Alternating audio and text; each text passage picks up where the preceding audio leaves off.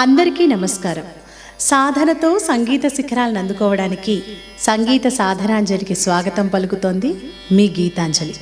ఈరోజు మనం అన్నమాచార్యుల వారి కుమారులైన పెద తిరుమలాచార్యుల వారు రచించిన ఒక అద్భుతమైన ఆధ్యాత్మిక సంకీర్తనను నేర్చుకోబోతున్నాం. అదే మత్స్య కూర్మ వరాహ మనుష్య సింహ వామన ఇచ్చ రామ రామ రామ హితబుద్ధి కలికి. ఈ పాటలో ఎన్నెన్నో సాహిత్య విశేషాలున్నాయి. పల్లవిలో దశావతారాల గురించి చెప్పడం జరిగింది. చరణాలలో ఆ కేశవనామాలు 24 కేశవనామాలు ఉంటాయి కదా, ఆ కేశవనామాలన్నిటినీ కూడా ఇమిడ్చి ఈ కీర్తనను చాలా మహోన్నతంగా రచించి మనకు అందించారు పెద తిరుమలాచార్యుల వారు. ఈ కీర్తన కాపీరాగం ఆధారంగా స్వరపరచబడింది. తాళం ఆదితాళం లేక ఏకతాళం వేయవచ్చు. ఈరోజు మనం జీ అంటే 5 శృతిలో ఈ కీర్తనను నేర్చుకుందాం.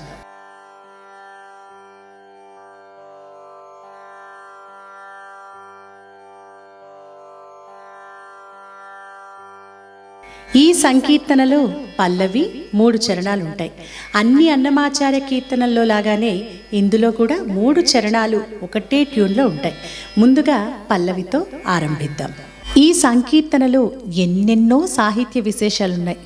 1-2 లైన్ల పల్లవిలో చక్కగా దశావతారాలను పొందుపరిచారు.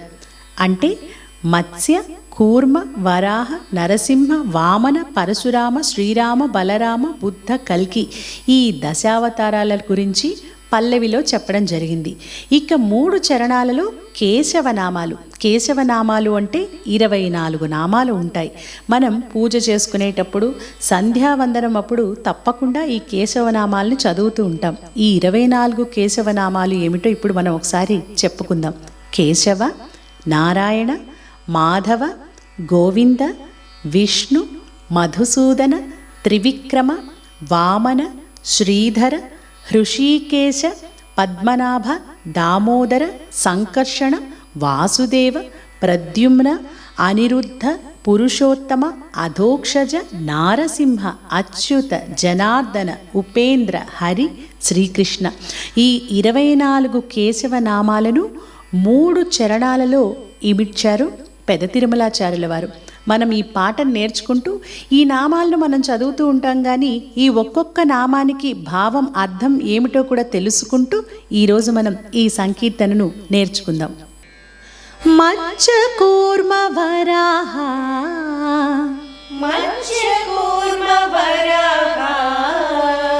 మనుష్య సింహ వామన మనుష్య సింహ వామన.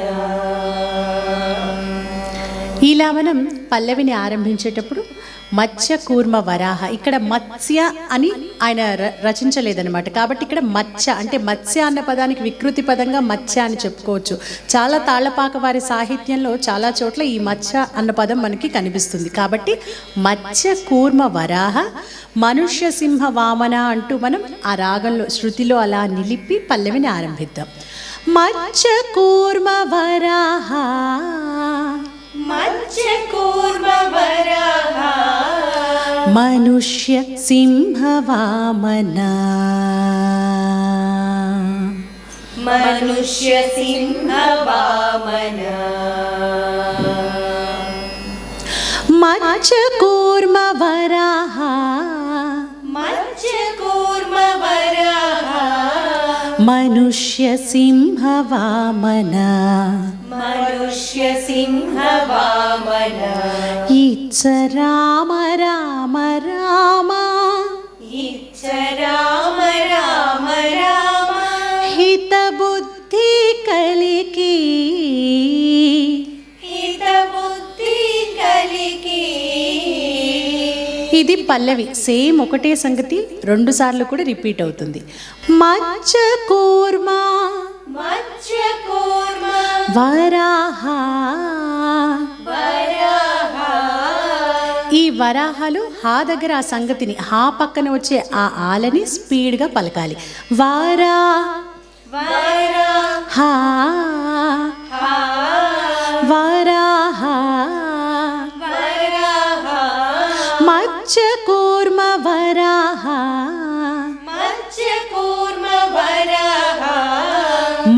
మనుష్య मनुष्य సింహ सिंह వామన वामन మనుష్య సింహ వామన मनुष्य सिंह वामन ఇచ్చ రామ इच्छ राम రామ రామ राम राम హితబుద్ధి हितबुद्धि కలికి కలికి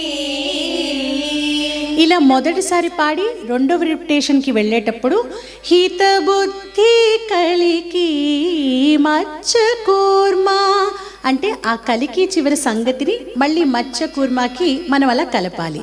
కలికి మచ్చ కూర్మ కలికి మత్స్య కూర్మ కీ అంటే పాని మాప పాని మాప కీ కలికి కలికి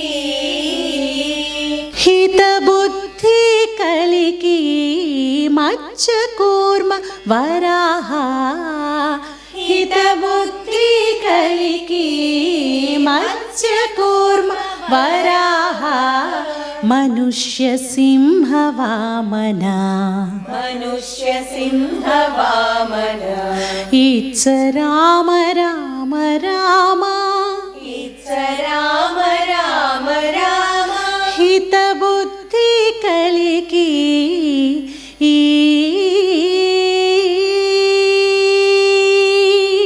రెండోసారి పాడేటప్పుడు ఆ కలికి దగ్గర ఈ విధంగా ఆపాలి. హితబుద్ధి కలికి హితబుద్ధి కలికి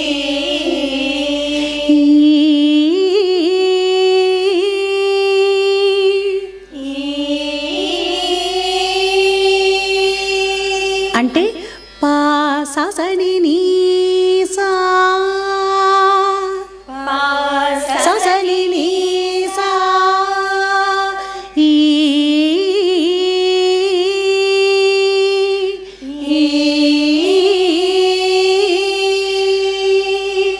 ఇలా పల్లవిని 2 సార్లు పాడి ఆపాలి. ఇప్పుడు ఈ పల్లవిని తాళంతో ఒకసారి కలిపి పాడుకుందాం. మచ్చ కూర్మ వరాహ మనుష్య సింహ వామన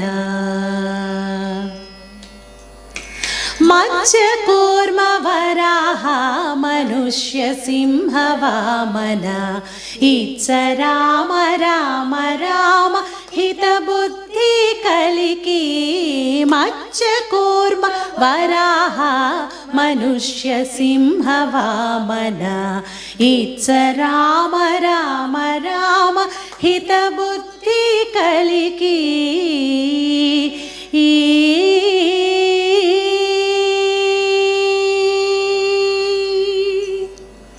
మొదటి చరణం. ఈ మొదటి చరణంలో 24 కేశవనామాల్లో మొదటి 11 కేశవనామాల గురించి చెప్పడం జరిగింది. నన్నుగావు కేశవ అంటూ ఈ చరణం ఆరంభమవుతుంది. కేశవ అన్న నామానికి భావం ఏమిటో తెలుసుకుందాం. కేశవ కా అంటే బ్రహ్మ, ఈశ అంటే ఈశ్వరుడు, వా అంటే వరింపబడినవాడు. బ్రహ్మ ఈశ్వరుడు వీరిద్దరి చేత లోక పాలకుడిగా వరింపబడినవాడు కనుక ఆ విష్ణువునకు కేశవ అనే నామం కలిగింది. నారాయణ, నారా అంటే జలములు, అయన అంటే నివాస స్థానంగా కలవాడు, అంటే నీరు నివాస స్థానంగా కలిగినవాడు నారాయణుడు. మనందరికీ తెలుసు, ఆ పాల సముద్రంలో శేషసాయ మీద పవ్వళిస్తాడు ఆ స్వామి. అలాగే నారా అంటే అజ్ఞానము, మాయ అనే అర్థం కూడా ఉంది. అయన అంటే స్థానంగా కలవాడు, అంటే పరబ్రహ్మ స్వరూపుడు ఆ శ్రీమన్నారాయణుడు. మాధవ, మా అంటే లక్ష్మీదేవి, ధవహ అంటే భర్త, ఆ లక్ష్మీదేవికి భర్త గనుక ఆ స్వామి మాధవుడు. గోవింద, గో వేదముల చేత, వింద తెలియదగినవాడు, వేదముల చేత వర్ణించబడినవాడు, వేదవేద్యుడు ఆ గోవిందుడు. విష్ణు అంతటను నిండి ఉన్నవాడు, ఇందు గలడందు లేడను సందేహము వలదు చక్రి సర్వోపగతుండన్నట్లు సర్వము వ్యాపించి ఉన్నవాడు. మధుసూదన, మధువు అనే రాక్షసుణ్ణి సూదన చంపినవాడు. బ్రహ్మను కాపాడటానికి మధుకైటభులు అనే రాక్షసులను ఆ విష్ణుమూర్తి సంహరించాడు. త్రివిక్రమ, త్రి అంటే 3, విక్రమ అంటే పాదన్యాసములు కలవాడు. వామనావతారంలో బలిచక్రవర్తిని 3 అడుగుల చోటు అడిగి 2 పాదముల చేత భూమి ఆకాశాలను ఆక్రమించి 3వ అడుగును బలి తలపై పెట్టి వానిని జయించి పాతాళానికి పంపించాడు ఆ స్వామి. ఈ విధంగా 3 పాద నిక్షేపములు కలవాడు అగుట చేత ఆ స్వామిని త్రివిక్రమ అంటారు. వామనః, వామనుడు పొట్టివాడు. బలిచక్రవర్తిని జయించడానికి విష్ణుమూర్తి వామనావతారంలో అవతరించాడు. శ్రీధర, శ్రీ అంటే లక్ష్మీదేవి, ధర తన వక్షస్థలంలో ధరించినవాడు శ్రీధరుడు. హృషీకేశ, హృషీకములు అంటే ఇంద్రియములు, ఈశ అంటే ప్రభువు, ఇంద్రియములకు అధిపతి ఆ స్వామి. ఇంద్రియములను జయించినవాడు ఆ హృషీకేశుడు. పద్మనాభ, పద్మము నాభియందు కలవాడు. స్వామి నాభికమలం నుండే సృష్టికర్త అయినటువంటి బ్రహ్మ ఉద్భవించాడు. ఇక ఈ మొదటి చరణం మొత్తం భావాన్ని మనం గమనిస్తే, నన్ను గావు కేశవ నారాయణ మాధవ, ఓ కేశవ నారాయణ మాధవ నన్ను రక్షించు. మన్నించు గోవింద విష్ణు మధుసూదన, తండ్రి ఓ గోవింద విష్ణుమూర్తి మధుసూదన నన్ను మన్నించవయ్యా. వన్నెల త్రివిక్రమ, వన్నెల అంటే అనేక వర్ణాలతో విరాజిల్లే ఓ త్రివిక్రమ.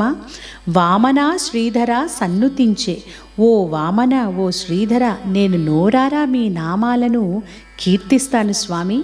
హృషీకేశ సారెకు పద్మనాభ, ఓ హృషీకేశ పద్మనాభ, సారెకు అంటే మాటిమాటికి మిమ్మల్ని స్మరిస్తాను, నోరారా మీ నామాలను పలుకుతాను, కీర్తిస్తాను అంటూ ఈ మొదటి చరణంలో ఈ నామాలను అద్భుతంగా నింపి రచించారు పెద్ద తిరుమలాచార్యుల వారు.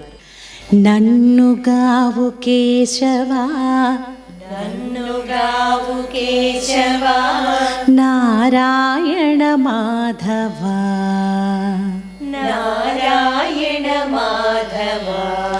నన్ను గావు, నన్ను గావు కేశవా, కేశవా, వా వా కేశవా, కేశవా, నారాయణ నారాయణ మాధవ, మాధవ. మన్నించు మన్నించు గోవింద గోవింద విష్ణు విష్ణు మధుసూదన, మధుసూదన. నన్ను గావు కేశవా, నన్ను గావు కేశవా, నారాయణ మాధవ, నారాయణ మాధవ.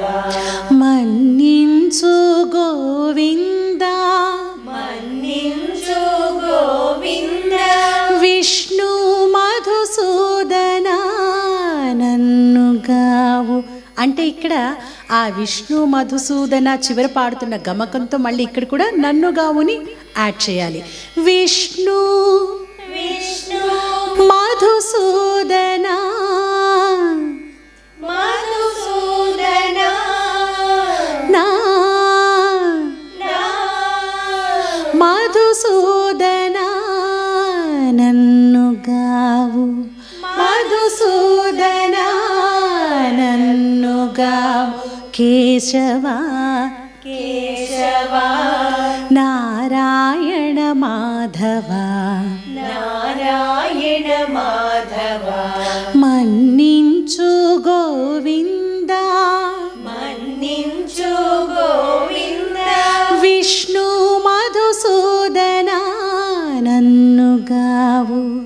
విష్ణు మధుసూదన నన్ను గావు. కేశవా నారాయణ మాధవ, కేశవా నారాయణ మాధవ, మన్నించు గోవింద మన్నించు గోవింద విష్ణు మధుసూదన, విష్ణు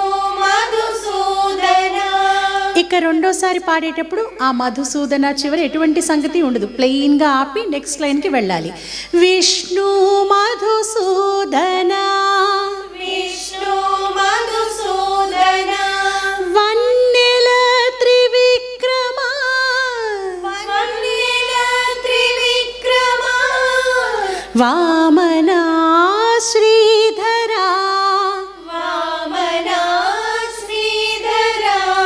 ఈ పాట మొత్తంలో కూడా ఈ లైన్లో వచ్చే ఈ ట్యూనింగ్ ఈ పాటకి ప్రాణమని చెప్పవచ్చు. ఇక్కడ రెండు రకాల సంగతులు ఉంటాయి. మొదటిది వన్నెల త్రివిక్రమ వామన శ్రీధర, వన్నెల త్రివిక్రమ వామన శ్రీధర. ఇలా ఒకసారి కిందకి ఒకసారి పైకి పాడతాం. ఇప్పుడు ఈ రెండు సంగతుల్ని నేర్చుకుందాం. మొదటిసారి పాడినప్పుడు వన్నెల వన్నెల త్రివిక్రమ, త్రివిక్రమ ఆ మాని క్రింది స్థాయికి రావాలి.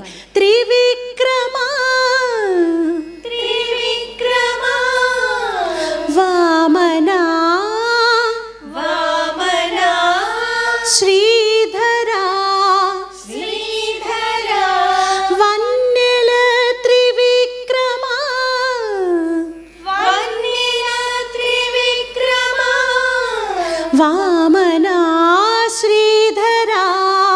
వామన శ్రీధర.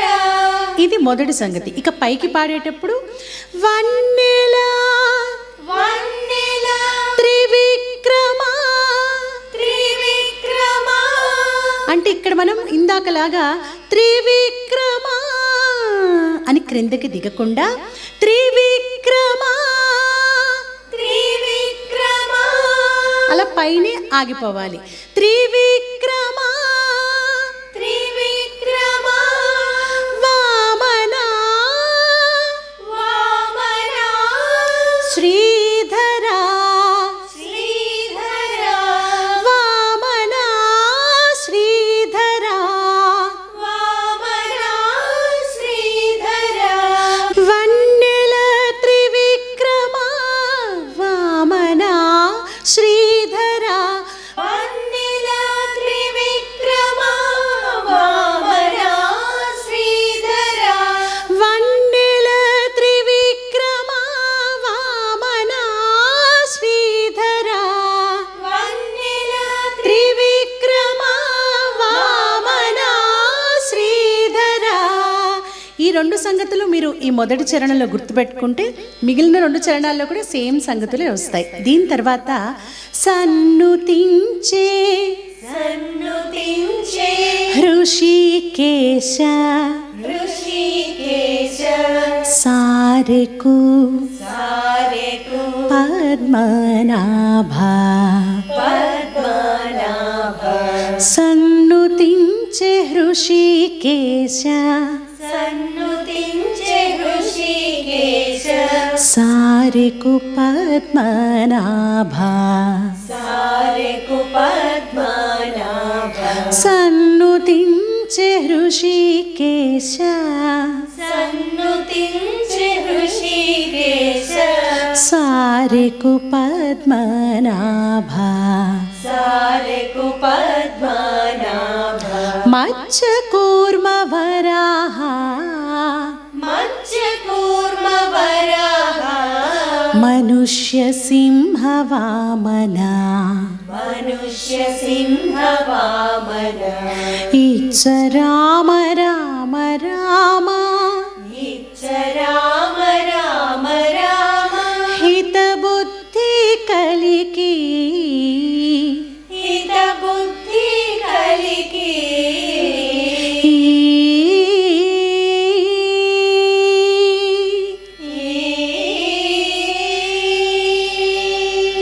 ఇప్పుడు ఈ మొదటి చరణంలో ఎన్ని రిపిటేషన్స్ ఉన్నాయి అదంతా కూడా తాళంతో పాడదాం, ఎందుకంటే కొంచెం కన్ఫ్యూజింగ్గా ఉంటుంది. కాబట్టి మొదటి చరణం రిపిటేషన్స్ అని గుర్తుపెట్టుకుంటే 2, 3 చరణాలు సేమ్ అదే విధంగా పాడాలి. నన్నుగావు కేశవ నారాయణ మాధవ, నన్నుగావు కేశవ నారాయణ మాధవ, మన్నించు గోవింద విష్ణు మధుసూదన, నన్నుగావు కేశవ నారాయణ మాధవ, మన్నించు గోవింద విష్ణు మధుసూదన, వన్నెల త్రివిక్రమ వామన శ్రీధర, వన్నెల త్రివిక్రమ వామన శ్రీధర, సన్నుతించే హృషికేశ సారెకు పద్మనాభ, సన్నుతించే హృషికేశ సారెకు పద్మనాభ, మత్స్యకూర్మ వరాహ మనుష్య సింహ వామన, ఇచ్చ రామ రామ రామ హిత బుద్ధి కలిగి.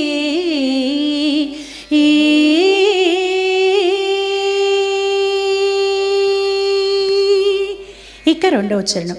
ఈ చరణాన్ని నేర్చుకోవడానికంటే ముందు ఈ రెండవ చరణం యొక్క సాహిత్యానికి అర్థాన్ని తెలుసుకుందాం. ఈ రెండవ చరణం కంటిమి దామోదర అంటూ ఆరంభమవుతుంది. దామోదర అనే 12వ నామం నుంచి జనార్దన అనే 21వ నామం వరకు ఈ చరణంలో చెప్పబడింది. ఆ నామాల అర్థాన్ని తెలుసుకుందాం. దామోదర, దామము అంటే పూలమాల, ఉదరము అంటే పొట్ట, అంటే ఆ పొట్ట మీద నుండి క్రింద వరకు వ్రేలాడుతున్న అందమైన వనమాల అనే మాలను ధరించినవాడు ఆ స్వామి. ఈ నామానికే మరొక అర్థాన్ని కూడా చెప్పొచ్చు. దామ అంటే తాడు, ఉదరము అంటే పొట్ట లేదా కడుపు. శ్రీకృష్ణ అవతారంలో ఆ యశోదమ్మ తాడుతో శ్రీకృష్ణుడి పొట్టను రోకలికి కట్టేస్తుంది. అందుకే కదా భక్తుల భక్తికి దాసుడు ఆ స్వామి అంటారు. కాబట్టి ఆ యశోద చేత కట్టబడిన పొట్ట కలిగిన వాడు కనుక ఆ స్వామిని దామోదరుడు అని కూడా అంటారు. సంకర్షణ, సం అంటే బాగా, కర్షణ భక్తుల పాపాలను పోగొట్టేవాడు, ఆకర్షించేవాడు. భక్తుల పాపాలను పోగొట్టి వారికి సద్గతులను ప్రసాదించేవాడు ఆ స్వామి. వాసుదేవ, వాసు సర్వప్రాణులయందు వసించేవాడు. దేవ స్వయంగా ప్రకాశించేవాడు. సర్వప్రాణులలో కూడా అంతర్యామిగా ఉండి స్వయంగా ప్రకాశించేవాడు ఆ పరబ్రహ్మ స్వరూపుడు ఆ శ్రీమన్నారాయణుడు. అలాగే వాసుదేవ అంటే వసుదేవుని కుమారుడు అనే అర్థాన్ని కూడా చెప్పవచ్చు. ప్రద్యుమ్న, ప్రా అంటే అధికమైన, ద్యుమ్న ప్రాణులకు ధనం వంటివాడు. అనిరుద్ధ, నిరుద్ధ అంటే అరికట్టబడేవాడు, బంధింపబడేవాడు అని అర్థం. అనిరుద్ధ అంటే నిరుద్ధకు వ్యతిరేక పదం. కాబట్టి యోగుల చేత కానీ ఎవ్వరి చేత కానీ బంధింపబడలేనివాడు, అలాగే అరికట్టలేనివాడు, ఎవ్వరికి అందనివాడు ఆ స్వామి అనిరుద్ధుడు. పురుషోత్తమ, పురు అంటే శరీరం, షహ అంటే నిదురించేవాడు, ఉండేవాడు. సర్వ ప్రాణుల్లో కూడా జీవస్వరూపంలో నిండి ఉన్న పరమాత్మ సర్వోత్తముడు ఆ పురుషోత్తముడు. అధోక్షజ, అక్షములు అంటే ఇంద్రియములు, జహ అంటే కలిగినది, జ్ఞానం అనగా ఇంద్రియాల చేత కలిగిన జ్ఞానం అంటే విషయ జ్ఞానం. అటువంటి విషయ జ్ఞానం ఎటువంటిదట? అధకృతం, తక్కువ చేయబడింది. అంటే తన భక్తులకు కలిగినటువంటి ఈ విషయ జ్ఞానం, ఈ భోగాల వల్ల కలిగేటటువంటి నిజం కానటువంటి విషయ జ్ఞానాన్ని దయతో పోగొట్టి వారందరికీ కూడా సద్గతిని, మంచి జ్ఞానాన్ని ప్రసాదించేవాడు ఆ అధోక్షజుడు. నారసింహ, నర అంటే మనుష్యుడు, సింహ అంటే సింహం. ఆ శ్రీ మహావిష్ణువు హిరణ్యకశిపుణ్ణి సంహరించడానికి నరసింహావతారం ఎత్తినప్పుడు సగం శరీరం మనిషిగా, మిగిలిన సగం శరీరం సింహంగా అవతరించాడు. ఆ నరసింహుడే నారసింహుడు. అటువంటి మహోగ్రమైన అవతారమే నారసింహావతారం. అచ్యుత, చ్యుతి అంటే నాశనం, అచ్యుత అంటే నాశనం లేనివాడు, చ్యుతి లేనివాడు అచ్యుతుడు. జనార్దన, జన అంటే భక్తజనులను, అర్దన దయతో పొందేవాడు. ఇక ఈ రెండవ చరణం మొత్తం భావాన్ని మనం పరిశీలిస్తే, కంటిమి దామోదర సంకర్షణ వాసుదేవ, ఓ దామోదర సంకర్షణ వాసుదేవ నిన్ను కనుగొన్నామయ్యా, నువ్వేంటో నాకు తెలిసింది అంటే చాలు ప్రద్యుమ్నుడ అనిరుద్ధుడ, ప్రద్యుమ్న అనిరుద్ధ అని అలా పలికితే చాలు మా పాపాలన్నీ పటా పంచలైపోతాయి. తొంటే పురుషోత్తమ అధోక్షజ నారసింహమా, ఆది పురుషోత్తమ అధోక్షజ నరసింహస్వరూప నీకు అనేక నమస్కారములు. జంటవాయకు మచ్యుత జనార్దన, ఓ అచ్యుత జనార్దన, ఏనాటికి ఎప్పటికీ నా చేయి విడిచిపెట్టద్దయ్యా. నాకు తోడు నీడగా ఉండి నన్ను ఎల్లవేళలా కాపాడు, రక్షించు ఓ స్వామి అంటూ ఈ చరణంలో మనం ఆ స్వామిని ఆర్ద్రతతో వేడుకునే విధంగా ఈ చరణాన్ని రచించి మనకు అందించారు పెద తిరుమలాచార్యుల వారు.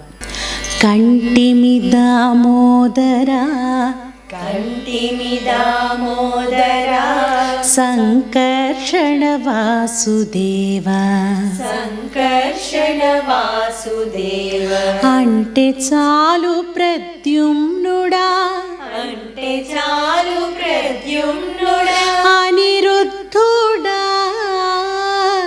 అనిరుద్ధుడా, కంటిమి కంటిమి దామోదరా, దామోదరా, సంకర్షణ సంకర్షణ వాసుదేవ, వాసుదేవ, అంటే చాలు అంటే చాలు ప్రద్యుమ్నుడా, ప్రద్యుమ్నుడా, అనిరుద్ధుడా,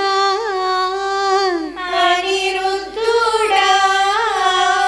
ఆ డా దగ్గర చూసారా, అనిరుద్ధుడాలో డా దగ్గర ఆ రాగం అనిరుద్ధుడా, అనిరుద్ధుడా, కంటిమి దామోదరా, కంటిమి దామోదరా, సంకర్షణ వాసుదేవ, సంకర్షణ వాసుదేవ, అంటే చాలు ప్రద్యుమ్నుడా, అంటే చాలు ప్రద్యుమ్నుడా, అనిరుద్ధుడా, అనిరుద్ధుడా, తొంటి పురుషోత్తమ, తొంటి పురుషోత్తమ, అధోక్షజ నారసింహమా, అధోక్షజ నారసింహమా, తొంటి తొంటి పురుషోత్తమ, పురుషోత్తమ, అధోక్షజ అధోక్షజ నారసింహమా, నారసింహమా, తొంటి పురుషోత్తమ, తొంటి పురుషోత్తమ, అధోక్షజ నారసింహమా. అధోక్షజ నారసింహమా. మొదటిసారి ఈ విధంగా పాడాలి. ఇక రెండోసారి తొంటి పురుషోత్తమ, తొంటి పురుషోత్తమ, అధోక్షజ నారసింహమా. అధోక్షజ నారసింహమా. ఇది కూడా మొదటి చరణంలో పాడిన విధంగానే. మొదటిసారి ఎలా పాడాం, తొంటి పురుషోత్తమ అని ఆ పురుషోత్తమాలో మాని క్రిందికి పాడి అధోక్షజ నారసింహమా, ఆ అధోక్షజని అలా క్రింద నుంచి పైకి పాడాం. ఇక రెండోసారి తొంటి పురుషోత్తమ, ఆ మాని అలా పైనే ఆపేయాలి, మాని క్రిందికి దిక్కకూడదు ఇక్కడ. తొంటి పురుషోత్తమ, అధోక్షజ నారసింహమా, ఆ అధోక్షజ కూడా ఇంకొంచెం పై స్థాయిలో పాడాం. ఈ రెండు సంగతులు ఇంకొకసారి అనుకుందాం. తొంటి పురుషోత్తమ, తొంటి పురుషోత్తమ, అధోక్షజ నారసింహమా, అధోక్షజ నారసింహమా, తొంటి పురుషోత్తమ, తొంటి పురుషోత్తమ, అధోక్షజ నారసింహమా, అధోక్షజ నారసింహమా, జంటవాయకు జంటవాయకు మచ్యుత, మచ్యుత, జంటవాయకు మచ్యుత, జంటవాయకు మచ్యుత, జనార్దన, జనార్దనా జంటవాయకుమచ్యుత జంటవాయకుమచ్యుత జనార్దనా జనార్దనా జంటవాయకుమచ్యుత జంటవాయకుమచ్యుత జనార్దనా జనార్దనా మత్స్యకూర్మ వరాహ మనుష్య సింహ వామన ఇచ్చ రామ రామ రామ హిత బుద్ధి కలికి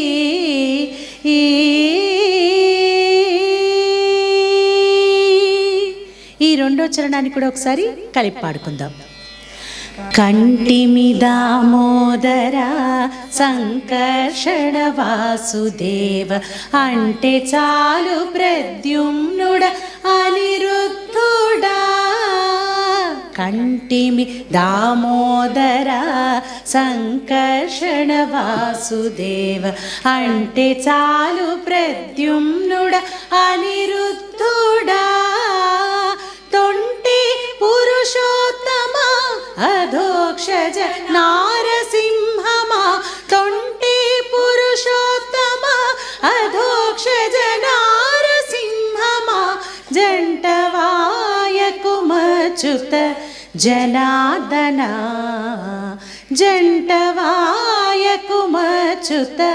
జనార్దనా మత్స్యకూర్మ వరాహ మనుష్య సింహ వామన ఇచ్చ రామ రామ రామ హిత బుద్ధి కలికి.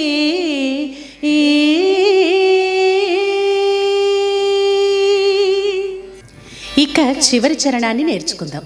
ముందుగా ఈ చరణానికి భావాన్ని కూడా తెలుసుకుందాం. ఈ మూడవ చరణంలో 22వ నామం నుంచి 24వ నామం వరకు చెప్పడం జరిగింది. ఉపేంద్ర, ఇంద్ర అంటే ఇంద్రుని, ఉప అంటే అనుసరించి పుట్టినవాడు. వామనావతారంలో ఆ శ్రీ మహావిష్ణువు ఇంద్రునకు తమ్ముడిగా పుట్టాడు కాబట్టి ఉపేంద్ర అనే నామం వచ్చింది.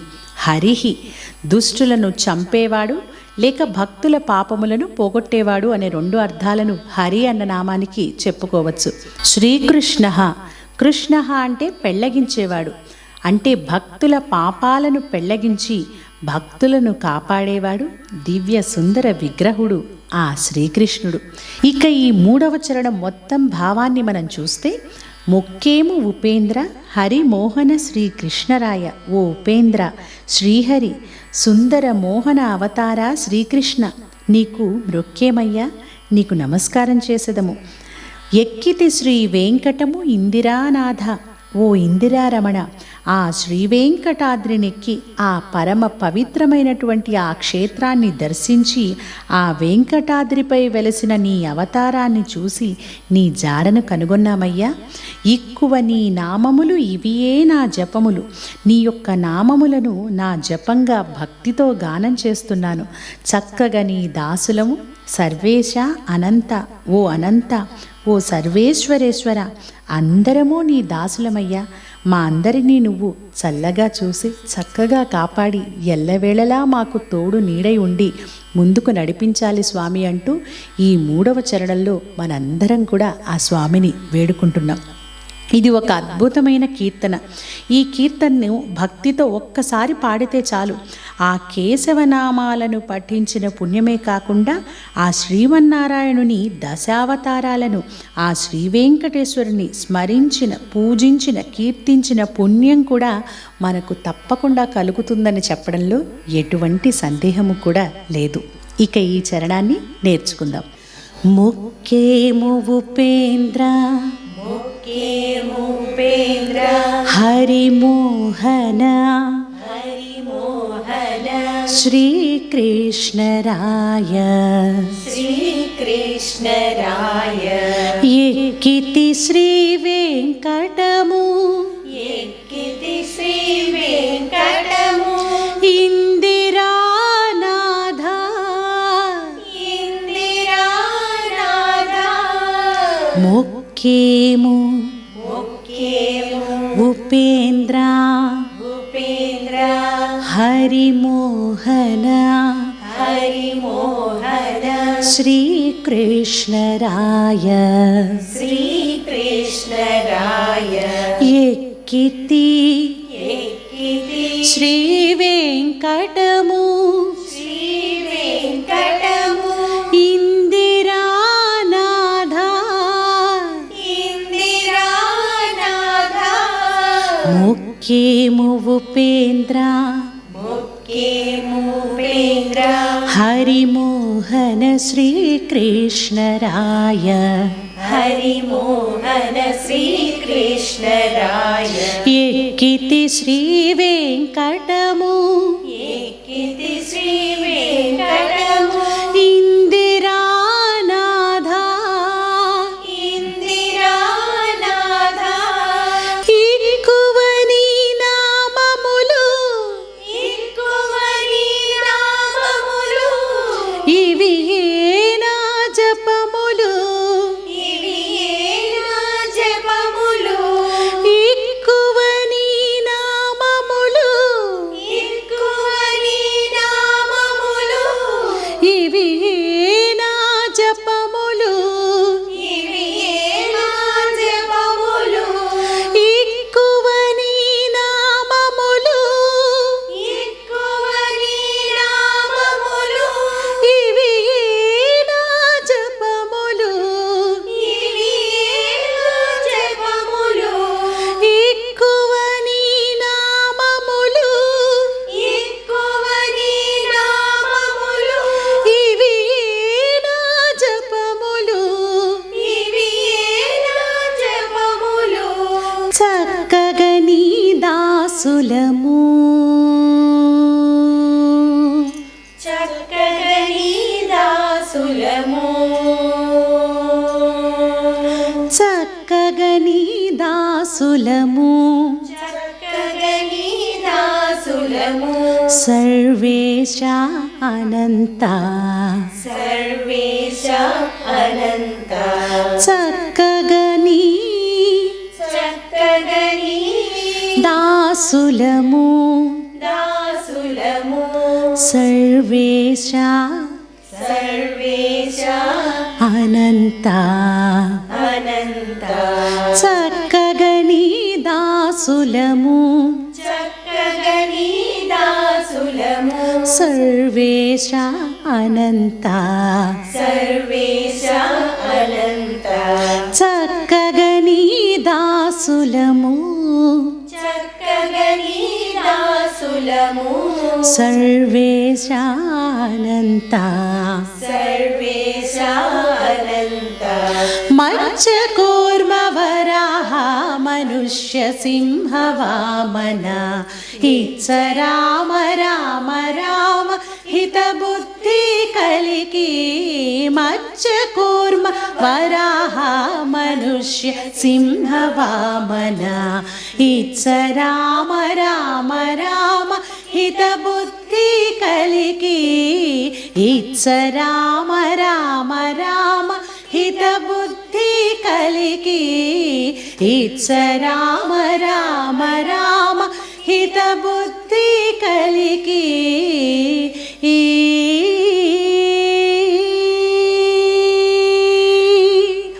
ఇలా మూడో చరణం తర్వాత పల్లవి అంతా కూడా ఒకసారి పాడి ఆ ఇచ్చరామ రామ రామ హితబుద్ధి కలికి అన్న లైన్ని 3 సార్లు పాడి చివరి రాగంతో సేమ్ ఎప్పుడు పాడే విధంగా అలా సింపుల్ రాగంతో కూడా ఎండ్ చేయొచ్చు. లేకపోతే మీరు ఇంకొంచెం రాగం పాడాలి అనుకుంటే ఇచ్చరామ రామ రామ హితబుద్ధి కలికి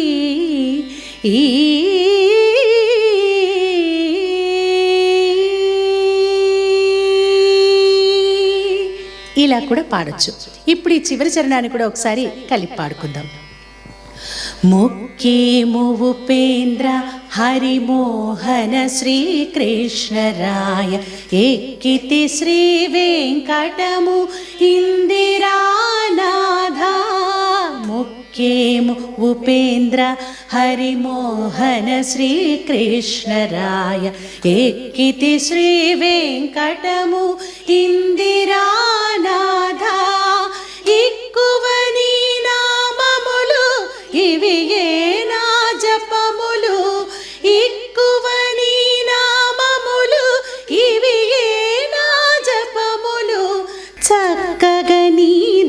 దాసులము చక్కగని దాసులము సర్వేశ అనంత చక్కగని దాసులము సర్వేశ అనంత మత్స్య కూర్మ వరాహ మనుష్య సింహ వామన ఇత్స రామ రామ రామ హిత బుద్ధి కలికి మత్స్య కూర్మ వరాహ మనుష్య సింహ వామన ఇత్స రామ రామ రామ హిత బుద్ధి కలికి ఇత్స రామ రామ రామ హిత బుద్ధి కలికి ఇత్స రామ రామ రామ హిత బుద్ధి కలికి